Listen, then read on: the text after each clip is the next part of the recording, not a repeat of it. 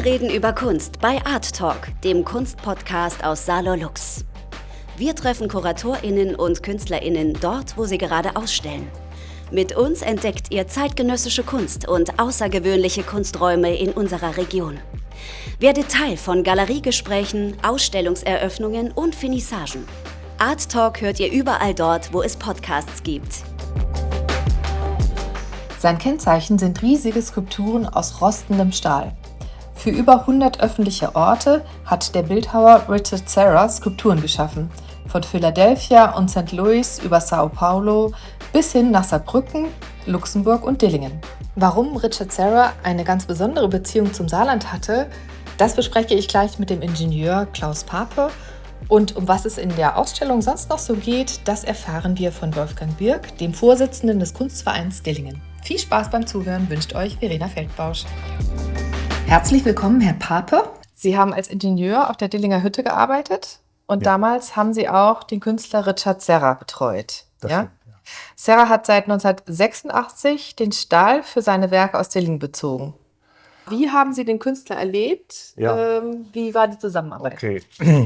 Also zunächst mal, warum 1986? In Dillingen ist 1971 ein großes Blechwalzwerk in Betrieb gegangen mit einer bestimmten Möglichkeit der Breite von Blechen. 4,3 Meter war das am Anfang. Im Jahr 1985 hat Dillingen sein Walzgerüst erweitert auf 4,7 Meter anstatt 4,3 Meter. Und damit war es klar, dass Serra sich sofort um Bleche von Dillingen kümmerte und Hatting abgehakt hat. Das war bei ihm nicht bös gemeint, sondern er hat das Maximum gesucht. Das Minimum an Form und das Maximum an Abmessung. Das Minimum an Form kann man beispielsweise an diesen Bildern erklären. Also die Bilder sind Fotografien von Von Dirk Reinhardt. genau, und das sind Richard Serra Skulpturen in London, London, ja. in Luxemburg, Genau. Berlin da unten. in Berlin, Ja. genau. Die einfachste Form ist dieses hier, das glatte Blech. Ja, So kommt es aus dem Walzwerk. ja. Natürlich ist es im Walzwerk zunächst mal rechteckig, über die gesamte Länge gleiche Breite. Dann wird das in dem Fall schon von unseren Betrieben auf die Maße geschnitten, die Serra wollte. Ja. Und dann wurden diese glatten Bleche wie so ein Lagerfeuer aneinander gestellt. Und so dass sie sich in ihrer Spitze trafen. Hier ist jetzt von innen heraus nach oben fotografiert. Und dass hier ein wunderschönes Quadrat entsteht, das ist kein Zufall, das hat Serra so gewollt. Wir sprechen über die Skulptur Exchange, die auf dem Luxemburger Kirchberg zu sehen ist. Als man in Dillingen größere Bleche bekommen konnte, hat er sofort umgeschwenkt und hat Fulcrum, das war die erste Skulptur, die aus Dillinger Blech gemacht worden ist. Ja. Und das war damals natürlich die größte, die es gab von der Sorte. Und die nächste war dann Axis, hier in Bielefeld. Ja. Und da steht auch das Jahr 88, 89, also das kann man in der Chronologie sehen. Genau. So, und die nächste in der Serie war dann Saarbrücken. Talk, Campus von der Saarbrücker Uni, das war eine sehr reizvolle Sache für uns auch. Ja. Denn natürlich jetzt wieder diese Form, glatte Bleche. Ja. Einfacher geht's nicht. Diese 6 Bleche sind jetzt wieder als Lagerfeuer aneinander gestellt in sehr symmetrischer Form. Luxemburg ist nicht so symmetrisch, aber die ist 15 Meter hoch und wiegt jede Menge, 250 Tonnen fast. Ja, also war schon bombastisch. In der Logistik des Baufortschrittes wurden dann die Bleche angefordert. Hier von den Kränen wurden die Bleche übernommen und dann der Reihe nach aufgestellt. Die stützen sich gegenseitig. Zunächst mal schon die ersten 3 allein sind schon standfest. Aber als dann alle 6 standen, dann steht das eben unverrückbar. Und das war dann in dem Augenblick die größte Skulptur nach diesem Typus. Ja. Und hier schon hat Serra sich wieder Skizzen gemacht. Da konnte man ihn sehen, wie er auf der Straße kniet. Gibt es vielleicht auch Bilder, weiß ich nicht. Und in sein Büchlein malt. Er hat immer ein Büchlein unterm Arm gehabt und immer einen Graphitstift, kein Bleistift, ein Graphitstift. Und hat skizziert und man merkte oder man sah ihm an, dass er am Denken war. Und dann kam 4 Jahre später die Skulptur in Luxemburg. Ja. Man muss andersrum sagen. Die Stadt Luxemburg hat sich umgebaut. Sie kennen ja dieses Kirchbergplateau oder der ganze Kirchberg, der bebaut worden ist. Der war vorher eben nicht bebaut. Jetzt hat man die Autobahn da oben angeschlossen und die Stadt dorthin ausgeweitet. Und da kam der Riesenverkehrskreisel am Kirchberg und da wollte Luxemburg eine Skulptur haben. Was anständig ist. Also Serra. Aber wir sind in Luxemburg, da gibt es eine Firma namens Arbet und die macht Profile, und zwar weltweit führend. Die haben sogenannte Jumbo-Träger gemacht, also das waren Träger, aus denen man in China damals Hochhäuser gebaut hat. Das konnte keiner auf der Welt ihnen nachmachen, das war schon toll. Und die haben natürlich dem Serra gesagt, du machst uns bitte eine schöne Skulptur, aber aus Jumbo-Trägern. Serra hat gesagt, nee, ich mache euch die Skulptur, aber aus Dillinger Blechen. Und so ist es dann auch gekommen. Ne? Und das war das erste Mal, dass wir erlebt haben, dass hier der Serra Werbeträger ist für uns. Ne? Weil er konnte seine Kunst nicht umsetzen mit Trägern. Ja. Dann lassen Sie uns doch zu dem Viewpoint gehen. Das ist ja die Skulptur hier in Dillingen. Dillingen, ja. Ich sprach eben von Stichwort Form. Die einfachste Form ist das glatte Blech. Die nächst einfache Form ist das gebogene Blech. Geometrisch sind das gekippte Zylinderschalen.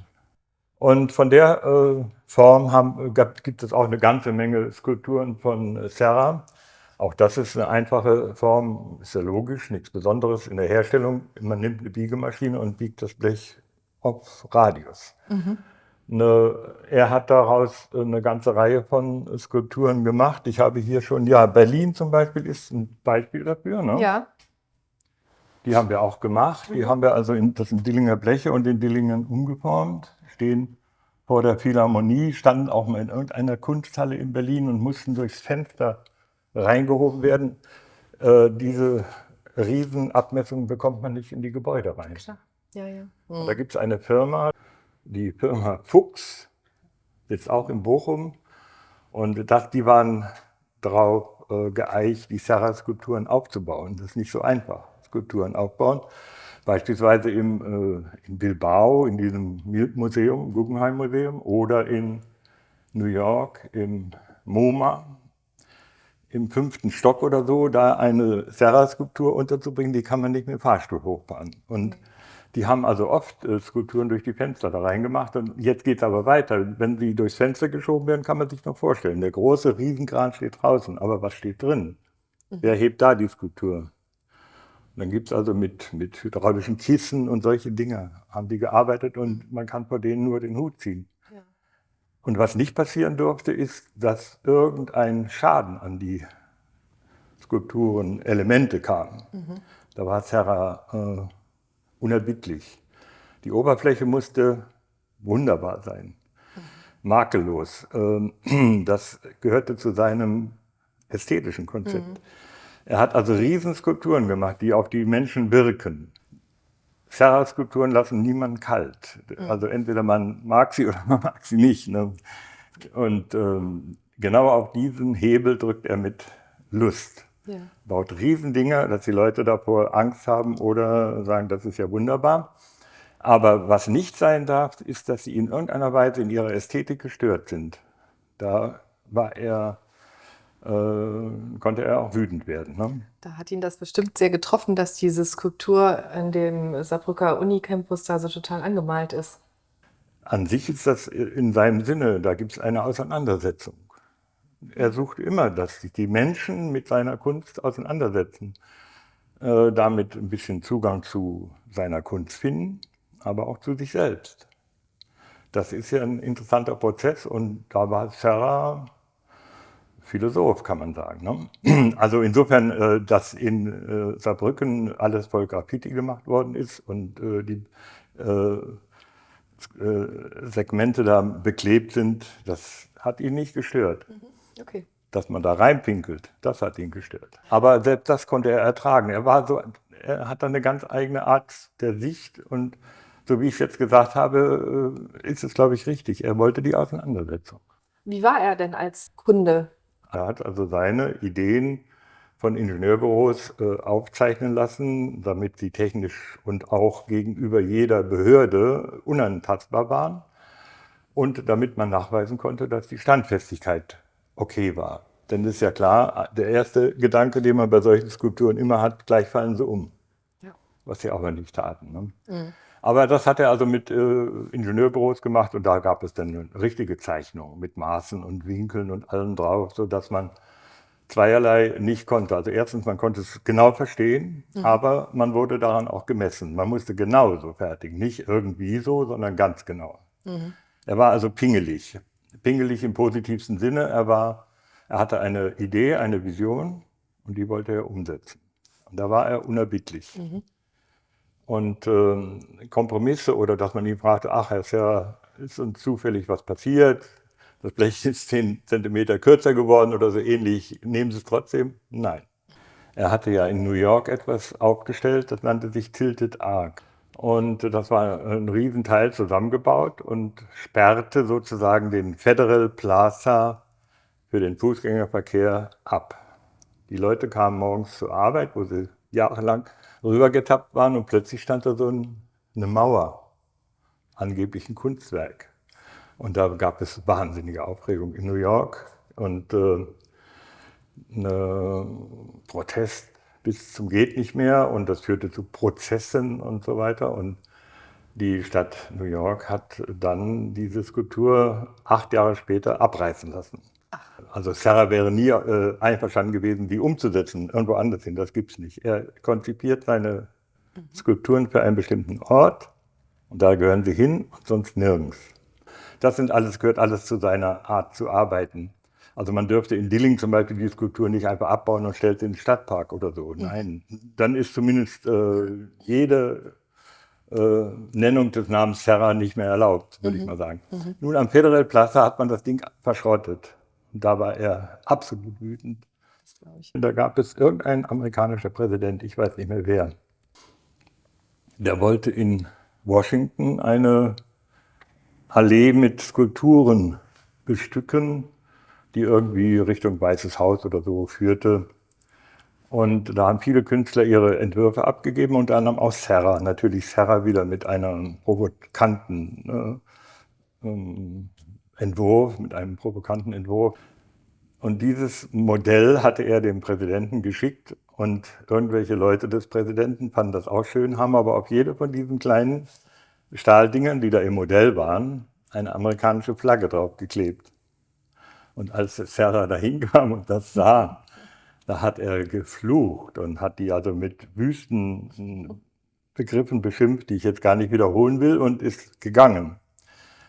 Solche Dinge akzeptiert er nicht. Ja. Oder in Berlin das Mahnmal, Holocaust-Mahnmal, das ist ja auch sein Entwurf. Ne? Und das war mit bestimmten Dimensionen. Und das erschien damals der Bundesregierung ein bisschen zu groß. Und da hat man gesagt, das reduzieren wir von mir aus, 10% oder so in den Maßen. Die Relationen bleiben ja dann und so, könnte man sagen, Serra, akzeptierst du das? Nein, akzeptiert nicht. Er ist dann aus dem Projekt ausgestiegen, es ist doch realisiert worden und läuft jetzt unter dem Architekten Eisermann. Und Serra wird nicht mehr erwähnt, aber das war eigentlich sein Entwurf. Ne? Also unnachgiebig, unergeblich, unerbittlich, geradlinig und so, das ist Serra. Ja. Ja. Und was man sagen kann zum Thema Zusammenarbeit. Wir bekamen also eine Zeichnung, manchmal auch eine Beschreibung, verbal. Die haben wir dann in eine Zeichnung umgewandelt und ihm zurückgeschickt, haben gesagt, meinst du das so? Ne, und wenn ja, okay, dann hat man eine Zeichnung. Wenn nein, hat er geändert, dann hat man auch eine Zeichnung. Da war also klar, was gemeint war.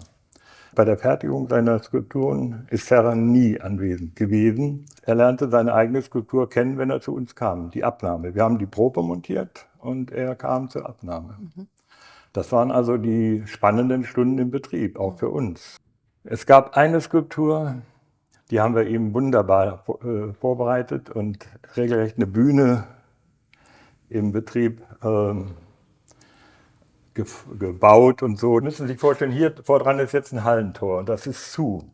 Und vor dem Hallentor steht Serra. Und da haben wir gesagt, so, Mr. Serra, ne, jetzt, hier sehen Sie Ihre neueste Skulptur. Und dann haben wir das Hallentor hochgefahren und dann standen die Segmente, die 6 Stück, genauso wie sie hier jetzt stehen. Die nannte sich damals Canyon, ja, und da hatte ihr später einen neuen Namen gegeben, Between the Torus and the Sphere, also eine Mischung von Torus und Kugel. Was das für Begriffe sind, können wir vielleicht gleich noch drauf kommen. Aber auf jeden Fall waren das für ihn ganz neue Formen.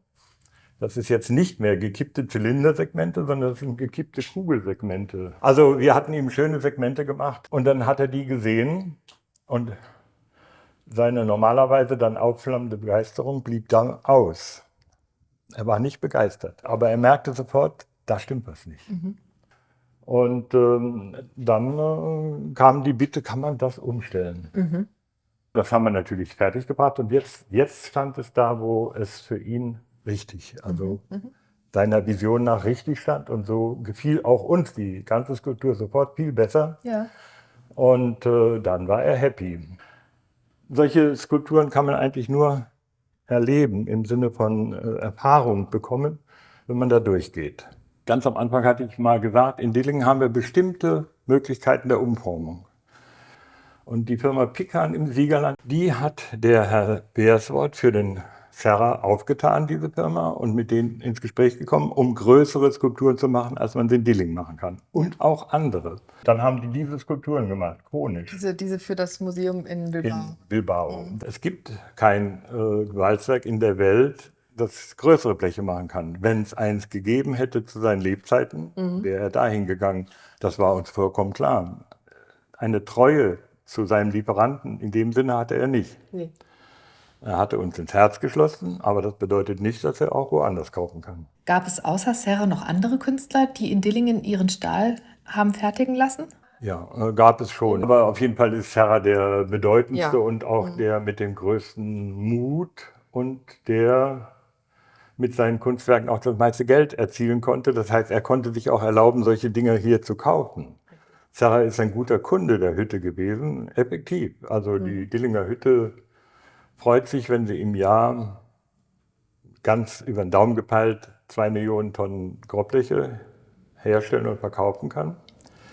Da gibt es Großkunden. Früher war das mal die Industrie der Rohrherstellung durch die Gaspipelines und sowas. Die kauften 900.000 Tonnen im Jahr. Heute sind es absolut die Unterbauten für die Windgeneratoren im Meer, die sogenannten Monopiles. Da gehen auch 700.000 Tonnen hin heutzutage. Das sind Großkunden, logisch. Ja. Und von denen braucht man ein paar, die auch bezahlen. Serra war unter den kleineren Kunden ein bedeutender. Sie hatten mir vor dem Gespräch gesagt, Serra hat mehrere 100 Tonnen Blech abgenommen im Jahr und in Spitzenzeiten sogar um die 1000. Für wie viel hat er denn seine Skulpturen verkauft? Ein Serra kostet 5 Millionen Dollar. Fertig, vor Ort, schlüsselfertig sozusagen. Und da steckt eine ganze Menge dahinter. Also das ist nicht so, dass der Serra sich da jedes Mal absolut goldene Nase verdient hat. Denn diese Dinge kosten viel Geld. Ja. Der Stahl als solcher kostet irgendwas, aber das ist nicht viel. Aber dann kommen eigentlich erst die richtigen Schwierigkeiten. Transport. Da darf nichts passieren unterwegs. Das heißt, der Transport ist sehr aufwendig. Wir können das in Dillingen noch verladen mit aller gebotenen Aufmerksamkeit und Zuwendung, denn wir haben die Dinger selber gemacht. Ja. Jetzt werden sie aber von mir aus in Duisburg vom LKW auf ein Binnenschiff umgeladen. Und die Leute haben keinerlei Beziehung zu diesem blöden Zeug, was da kommt, was schwer zu verladen ist. Und dann geht es nach Amsterdam oder Rotterdam in den Seehafen. Die haben noch weniger damit zu tun. Und dann kommt es in New York an zum Beispiel, wo die Hafengewerkschaften sehr stark sind. Und die können auch mal Sachen machen, die nicht so sauber sind. Bei der Entladung in New Haven, das muss wohl einer der Häfen von New York sein, fielen 2 solcher Segmente aus dem Kran und waren damaged, unreparierbar beschädigt. Serra musste neue haben, ganz klar, und sehr schnell, denn Modern Art hatte einen bestimmten Termin. Haben wir auch gemacht, die 2 Segmente, und er kam wieder zur Abnahme. Er ist ja hier bei der Abnahme dabei. Ja. Und blickte ein bisschen weiter in den Hafen rein. Da wurden gerade ganz andere Sachen verladen, nämlich sogenannte Kugelsegmente, auch aus unseren Betrieben. Und da war er erstaunt, was ist das? Das müssen wir näher sehen. Zack, rannten wir alle eher vorne weg und die anderen in Keilform hinterher zu diesen Kugelsegmenten. Und er war fasziniert. Die Form hatte er nicht auf dem Schirm. Und da haben wir gesagt, ja, wir sind gerade im Betrieb dabei, solche Dinger herzustellen. Wenn Sie wollen, fahren wir hin und gucken uns das an. Waren wir also eine Viertelstunde später an der Presse und haben zugeguckt, wie da große Kugelsegmente gemacht wurden. Da war er fasziniert. Und sofort fing er an, Ideen zu entwickeln. Wie groß, wie breit, wie lang könnt ihr? Das waren die berühmten Fragen, die man auch manchmal per Telefax dann bekam. Ne? Ja. Er hatte was skizziert, als er wieder zu Hause war und stand dann nur dran, how long, how width, how wide, how thick and weight und all diese Dinge wollte er wissen. Ganz klar, er wollte Maximum Formate wissen, dass er planen konnte. Wir haben uns ein Modellwerkzeug gebaut im Maßstab 1:10. Das bedeutet nicht 50 mm dicke Bleche, sondern 5 mm und die Breite nicht 4 Meter, sondern 40 Zentimeter. Und da haben wir ihm Kugelsegmente draus gemacht und die haben wir ihm in Holzkisten nach USA geschickt. Und dann hat er da in seinem Ort, wo er seine Kreationen sich einfallen ließ, das waren nämlich kanadische Urwälder. Er ist nach Kanada gegangen, in den Urwald. Ach ja. Und dort hat er mit diesen Segmenten probiert. Was kann man mit den Dingern anfangen? Und dann gab es eine erste Arbeit mit Kugelsegmenten. Und bei der Abnahme dieser Arbeit hat er wieder eine andere Form gesehen, nämlich diese torischen Segmente. Und daraus haben wir dann eine ganze Reihe von Skulpturen gemacht. Das waren die ersten Skulpturen, die geschlossen waren. Und die haben wir, eine einzige davon hatten wir im Auftrag. Die haben wir ihm gemacht mit unseren Möglichkeiten. Höhe also ungefähr 4,20 Meter oder so ähnlich. Und die fand er wunderbar. Und die hat ihn beflügelt. Aber er ist jetzt mit diesem Gedanken nach Topeka gegangen. Denn diese hier sind 5 Meter hoch, sind höher als unsere. Aber hier so eine Büffelherde durch Basel laufen zu lassen. Mit Das ist in Basel, die steht? Das ist in Basel, ja. Ah, ja. Also da wurden 5 oder 6, hier kann man sehen, 2, 4, 5 solcher Skulpturen in eine Straße gestellt. Ja. Und für den Betrachter kommen die auf einen zugelaufen. Und das ist beklemmend. Aber mit dieser Präsentation in der Öffentlichkeit, 5 solcher Skulpturen, muss erstmal einer bezahlen. Das ist auch klar, ne? Das stimmt, ja. Aber Basel kann sich das vielleicht noch leisten? Könnte man meinen, ja. Wie scheiße. Ich habe es ja jetzt schon gesagt und wiederhole mich, dass Serra immer das Maximum gesucht hat. Und wenn er es in Siegen gefunden hat, dann ist er da hingegangen. Ganz klar. Er kam dann später noch einmal zurück. Wir haben noch 2 Skulpturen, also da hinten der Canyon zum Beispiel, diese Kombination von diesen Formen kam tatsächlich nach Bilbao und glaube ich auch nach Basel, wurde nochmal in Dillingen gemacht. Und dann kam natürlich die Dillinger Skulptur, Viewpoint. Das war was ganz anderes. Das war 2006. Also Sie bieten ja auch einen Vortrag an, das Dillinger Grobblech in der bildenden Kunst, Richtig. hier an der VHS in Dillingen. Ja, also unsere Arbeit bestand natürlich darin, die entsprechenden Branchen, Kesselbau, Anlagenbau und Behälterbau und so weiter zu versorgen mit riesigen, aus Grobblechen umgeformten Teilen. Das war unsere Arbeit. Aber mit demselben Können konnte man natürlich auch solche Kunstwerke bauen. Insofern waren wir der Ansprechpartner für Künstler aus der Dillinger Hütte und haben also so einiges gemacht. Ich habe hier mal ein Modell von diesem Viewpoint. So steht das wunderbar. Das ist Serras Konzept. Die werden durch nichts gehalten.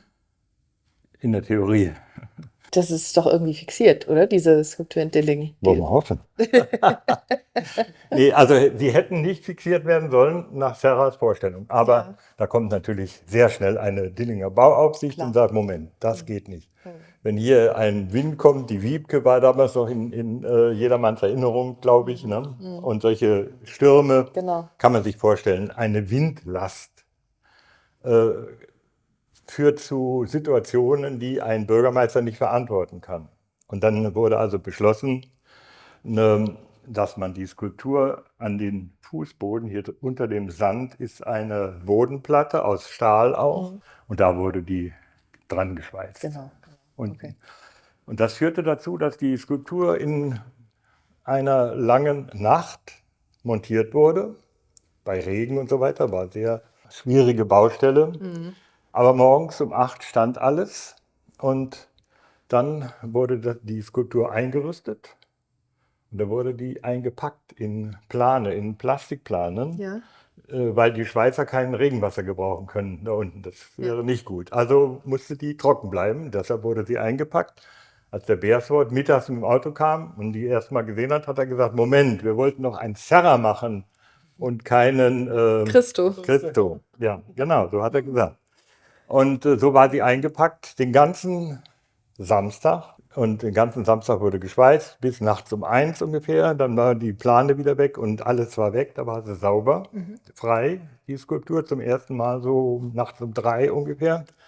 Und dann kamen Heinzelmännchen und haben, also wirklich, vor denen ziehe ich den Hut, von dem städtischen Bauamt war so geplant, dass die auf LKW diesen wunderschönen Kies hatten. Der wurde dann nachts von 4 bis morgens um 8:30 ungefähr da eingebracht und planiert. Und dann zogen die sich auch zurück. Und um 10 Uhr kam die Honoration, da war alles fertig.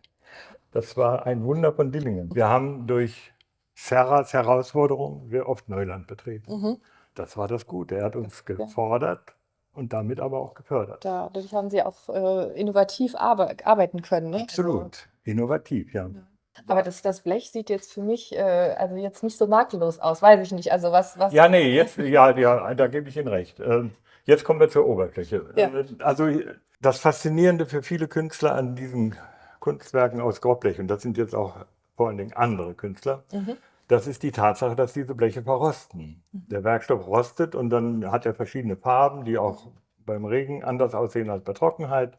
Und Changieren und so weiter, das ist ein gewisser Reiz. Aber diesen Reiz wollten eigentlich alle namhaften Künstler aus Serra im Rahmen halten. Deshalb haben sie eine Stahlsorte ausgesucht, die auch rostet, aber nur bis zu einem bestimmten Maß und dann einen gleichmäßigen dunkelbraunen Rost bildet. Und das nennt man dann eine Patina und die bleibt dann drauf. Die schützt auch vor weiterer Verrostung. Das ist ein Stahl, der mit ein paar Elementen legiert ist. Da muss ein bisschen Kupfer rein und Ähnliches in kleinen Mengen, aber das reicht, dass man hier eine Edelrostschicht bildet. Das ist der Witz. Und dass auch jetzt keine Löcher entstehen. Also ich meine, es könnte ja durchrosten oder sowas. Nein, Lochfraß kann da nicht entstehen. Ja, genau. Ja, das wäre aber beim normalen Stahl, ungeschützten Stahl, auf Dauer das Schicksal eines solchen Kunstwerks. Es stirbt irgendwann. Und wenn es sterben kann, muss es vorher mal gelebt haben. Das ist nämlich der Witz,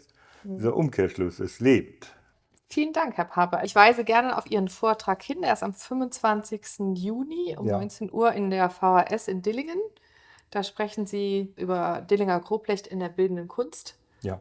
Ganz herzlichen Dank an Klaus Pape und nun sprechen wir mit Wolfgang Birk. Herr Birk, Sie sind der ehrenamtliche Vorsitzende des Kunstvereins Dillingen. Den Kunstverein gibt es seit 1980.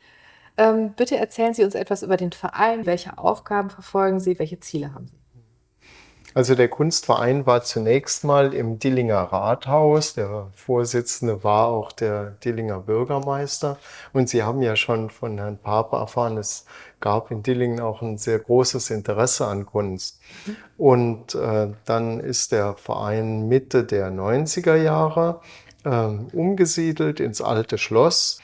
Und das ging bis 2016. 2016 hat die Dillinger Hütte den Pachtvertrag gekündigt. Aber wir als Kunstverein, wir mussten halt schauen, wo wir dann eine andere Bleibe haben könnten. Und das haben wir hier im Zentrum August Glüsserath gefunden. Der Ernst Glüsserath ist ein Investor, der nicht nur dieses Gebäude hier in Dillingen errichtet hat, und der hat uns diese Räume zur Verfügung gestellt. Ja, sehr schön. Ja, und da finden dann regelmäßig Ausstellungen statt? Also es sind 3 Ausstellungen im Jahr, die wir als Kunstverein machen können. Und eine Ausstellung im Jahr gucke ich noch für, dass wir die zum Thema August Glycerat machen. Denn ich denke, das ist auch wichtig, dass er immer wieder in Erinnerung gerufen wird, aber immer mit unterschiedlichen Themen. Haben Sie da ein Archiv auch von den Werken von August Glycerat? Ja, ein Großteil ist hier, aber also die August Glycerat-Sachen, das gehört der gemeinnützigen GmbH Zentrum August Glycerat. Okay. Also eigentlich sind wir 2 unterschiedliche Einrichtungen. Glycerat ist ja auch in der Galerie Nussbaum Reding vertreten. Also Nussbaum Reding, die machen eher die ungegenständlichen Arbeiten, die schwarzen Arbeiten, was sich gut verkauft. Und ja, wir gucken hier nach anderen Themen. Also im Winter kommt jetzt Glycerat und Picasso. Ja. Da gibt es ja auch einen interessanten Bezug. Und Ja, gut, jetzt kommen wir aber hier zu der Ausstellung. Richard Serra, also der Fotograf Dirk Reinertz, hat die Fotos gemacht und sie zeigen ja also die Stahlskulpturen von Richard Serra. Was erwartet die BesucherInnen in Dillingen? Also Dirk Reinertz ist zunächst mal Dokumentarfotograf, hat auch bei Otto Steinert in der Folkwang-Schule in Essen gelernt. Otto Steinert ist ja subjektiver Fotograf. Man sieht eigentlich beides, diese Düsseldorfer Schule, das sind ja eigentlich die Dokumentarfotografen, Albert Renger-Patsch, August Sander, Bernd Hiller-Becher. Von diesem Dokumentarischen sieht man bei Reinertz natürlich auch Dinge. Wobei man auch hier sagen muss, das sind alles Schwarz-Weiß-Fotos und alles Fotos, die Reinertz persönlich abgezogen belichtet hat. Deswegen sieht man ganz oft auch sehr deutliche Belichtungsunterschiede. Hier, wenn man hier schaut, das ist ein hartes Fotopapier mit sehr starken Kontrasten auch. Und hier beispielsweise nimmt er ein weiches Barytpapier und dann hat man schon eine ganz andere Atmosphäre. Also von daher ist es eben keine serielle Arbeit, sondern alle Fotos sind Unikate, weil man die besonders belichten muss. Okay. Reinertz hat am Anfang, als er mit Serra gearbeitet hat, eher versucht, Serra zu interpretieren. Das heißt also, er hat wenige Fotos gemacht und das hat er nachher ausgeweitet. Und hier sieht man eine solche Ausweitung. Das heißt, bei Lemgo Vectors geht es um eine riesige Walze, 2 riesige Walzen. Da sieht man eine dieser Formen und diese Walze wird umgeschmolzen zu Würfeln. Also hier sieht man dann das Ergebnis. Das sind insgesamt 3 dieser Würfel, die dann hergestellt wurden aus dieser alten Walze. Das ist vom Gedankengang jetzt, vom künstlerischen Gedankengang Serras ja nochmal was anderes als diese Blechskulpturen. Hier geht es ja um eine Verwandlung. Das heißt, ich habe einen Stoff, ich habe ein Material und wandle es um in ein anderes Material. Also das sind dann Serien. Ja. Aber solche Serien gibt es von Reinertz erst, sagen wir mal, gegen Ende seines Lebens, gegen Ende der Kooperation, so um 2000 und ab Mitte 80er Jahre haben die beiden zusammengearbeitet. Und die ersten Sachen, das ist eher so rein dokumentarisch. Ich glaube, am schönsten kann man das zeigen von der Documenta, wo mitten in der Straße dann diese Bleche aufgestellt wurden. Das heißt, er sucht auch einen Blickwinkel, der zeigt, man kann da kaum vorbeigehen. Ja. Und das meine ich mit dokumentarisch. Da geht es nicht darum, wie sind die Bleche hergestellt, sondern es geht eigentlich eher darum, so die künstlerische Absicht dann auch deutlich zu machen. Oder man sieht das hier, dass man eigentlich einen Slalom gehen muss, um dort durchzukommen. Ja. Eher so das Interpretierende, das ist für Reinertz am Anfang wichtig und nachher geht es um das Dokumentarische. Okay. Hier ist ja dieses 1:10 Modell der Dillinger Skulptur Viewpoint zu sehen aus dem Jahre 2006. Ich denke, in Dillingen ist ja auch das Interessante, so dieses Mischverhältnis von sich identifizieren und ablehnen. Ich denke, das ist etwas, was Serra ja ganz häufig passiert ist, was man dann auch in den Filmen so sieht, wo die Leute stinkesauer sind. Oder in Basel, da wird halt über die Arbeiten gesagt, die kann man als Hundepissoir verwenden, aber ansonsten sind die nicht verwendbar. Also solche Dinge, mit denen hat er halt immer zu kämpfen gehabt. In Dillingen hatten wir die besondere Situation, der Kreisel, dort war vorher ein Brunnen, der ganz vielen Leuten wunderbar gefallen hat. Und das gab natürlich eine sehr, sehr heftige Diskussion, auch im Stadtrat darüber, ob man dieses Geschenk der Skulptur annehmen soll oder ob das nicht ein vergiftetes Geschenk ist. Also das war auch vom Abstimmungsergebnis her sehr knapp. Der Viewpoint war ja ein Geschenk des Stahlunternehmens an die Stadt. Wenn Genau. ich richtig, ja, genau. Gut, also bei den Stahlskulpturen noch, Ja. da war mir halt wichtig, wenn wir Dirk Reinertz betrachten, Work comes out of work, dann bezieht sich Dirk Reinertz auf den körperlichen Prozess des Arbeitens. Den geistigen Prozess, den lässt er aber weg. Okay. Und deswegen ist es mir auch wichtig gewesen, dass man diese Broschüre zum Viewpoint wieder neu auflegt, denn da sind auch die Planungsteile mit drin. Das heißt also die Überlegung, was soll das, wie ist es gemacht? Und ich glaube, das gehört genauso dazu. Also wenn ich über Work rede, kann ich nicht einfach nur die körperliche Arbeit betrachten. Also von daher war es uns auch wichtig, dass man so eine Ergänzung hat. Ja, das stimmt, ja. Und also zu den Grafiken, die kommen aus einer Sammlung? Aus der Privatsammlung Scheidt. Und bei den Grafiken ist es ähnlich absolut wie bei den Skulpturen. Das heißt also, es geht auch um Minimalismus. Und das Wichtige dabei, das kann man vielleicht, ich zeige es mal hier. Da haben wir eine Aquatinta. Und bei einer Aquatinta, bei Radierung überhaupt, ist das Problem, eine Fläche zu erzeugen. Also eigentlich ist das eine Linientechnik. Das ist entstanden aus der Gravur, später zum Herstellen von Musiknotenblättern. Und für Serra geht es eigentlich darum, aus der Linie eine Fläche zu machen. Und dann druckt Serra so oft drüber, bis die Farbe ein Volumen bekommt und bis aus diesen einzelnen Stiegen eine Fläche geworden ist. Hier sieht man das auch bei den anderen Radierungen, dass es darum geht, diese Linie und den Punkt aufzulösen und daraus eine Fläche zu machen. Etwas, was eigentlich die Radierung gar nicht kann. Ja. Ziel ist, dass man großes Volumen erzeugt. Ja. Und er hat das auch auf unterschiedlichen Materialien gemacht. Das ist eine Serigraphie. Ja, das ist ein Siebdruck. Siebdruck ist ja eine Technik. Wenn ich ein Sieb habe, kann ich ja ein größeres Volumen eigentlich von mir aus schon mal drauflegen. Das heißt also, ich kann in mehreren Schichten drucken. Und das hat er hier auch gemacht. Und ihm geht es auch um die Spuren. Das heißt, also man sieht, zuerst ist es ganz dünn, dann wird es immer dicker und dann wird immer mehr Volumen aufgebaut. Und die Formen sind halt sehr einfache, geometrische Formen. Aber eigentlich geht es um eine Elementarform, denn die Frage ist nicht die, was dargestellt ist, sondern das ist diese Philosophie, ich mache aus etwas Flachem was ein Relief. Und ich meine, diese ganz einfachen Formen hat er ja wirklich in allen seinen Skulpturen aufgegriffen. Ich denke, das ist ja auch die Philosophie des Minimalismus. Ich konzentriere mich auf eine bestimmte Sache und ich filtere diese Sache raus.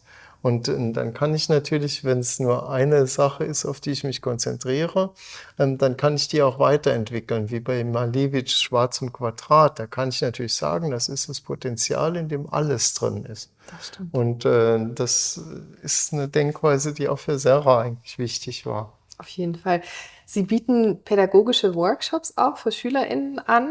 Das beinhaltet, glaube ich, auch einen Gang zur Skulptur und durch die Skulptur. Welche Bedeutung hat das für Serra, das Begehen seiner Kunst, also die Innenansicht einer Großplastik? Ich nenne es mal, wir haben einen stabilen Riesen. Das heißt also, in dem Falle, wenn ich dort reingehe, ist das erste Mal Angst, diese Größe, das Bedrückende.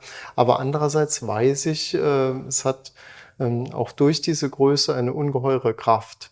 Und deswegen ist dieses Durchgehen halt was ganz Wichtiges. Und ja, ich werde auch noch mal anregen bei der Stadt Dillingen, dass man eine Überquerungshilfe an den Kreisel macht. Ich meine, den muss man nicht ständig benutzen, aber eine Überquerungshilfe ist ja wie ein Fußgängerüberweg einfach. Dass man auch ja, vielleicht an Wochenenden dazu animiert, dass Leute auch mal dort reingehen und sich das mal von innen anschauen, weil dieses Erleben gehört einfach dazu, denn eine Riese das ist was Emotionales. Und das hat ja auch der Herr Pape gesagt, es geht in erster Linie um dieses Emotionale. Das heißt also, in dem Fall der Minimalismus ist ja etwas, das bei Serra auch mit der Statik zu tun hat. Ich kann mir nicht vorstellen, dass es hält, aber es hält trotzdem. Ja. Zum Begleitprogramm gehören auch 2 Filme aus den 70er Jahren. Was ist da zu sehen? Also es gibt einen Film, den Serra selber mit seiner späteren Frau gedreht hat, in der Heinrichshütte in Hattingen. Der beginnt mit Interviews, wo es darum geht, dass einfach die Arbeiter mal ihre Situation darstellen, wie mühselig doch die Arbeit ist, wie schwierig ein Schichtbetrieb ist. Der zweite Teil, der zeigt dann den Produktionsprozess selber im Stahlwerk, das heißt die Lautstärke und die Dinge, die dort dann auch zum Tragen kommen. Also das ist eigentlich ein Film, der die Arbeiterschaft überhöht. Hintergrund, Serra hat selber, bevor er berühmter Künstler wurde, auch in einem Stahlwerk gejobbt und das hat ihn besonders auch geprägt, diese handwerkliche Arbeit. Der zweite Film, in dem geht es um das Aufstellen der Skulptur Terminal, die ja auf der Documenta war. Und dort geht es auch darum, die Besucherreaktionen zu erfassen. Und neben Terminal wird in dem zweiten Film dann auch dargestellt, wie Serra in anderen Genres arbeitet. Also jetzt zum Beispiel in der Grafik, wie sieht eine Serra-Zeichnung aus, wie funktioniert so etwas. Jetzt hier im Saarland kann man Viewpoint hier in Dillingen sehen. Dann gibt es Torque auf dem Universitätscampus in Saarbrücken und Exchange auf dem Plateau Kirchberg in Luxemburg. Gerade für uns im Saarland ist es natürlich auch eine Frage der Identität. Man sagt hier, er hat mit Dillinger Blechen gearbeitet. Das ist schon was Besonderes. Das stimmt, ja. Da kommen wir wieder zu dem, was eigentlich wichtig ist. Der Umstand, dass durch diese Metallbeimischungen der Stahl nur an der Oberfläche rostet.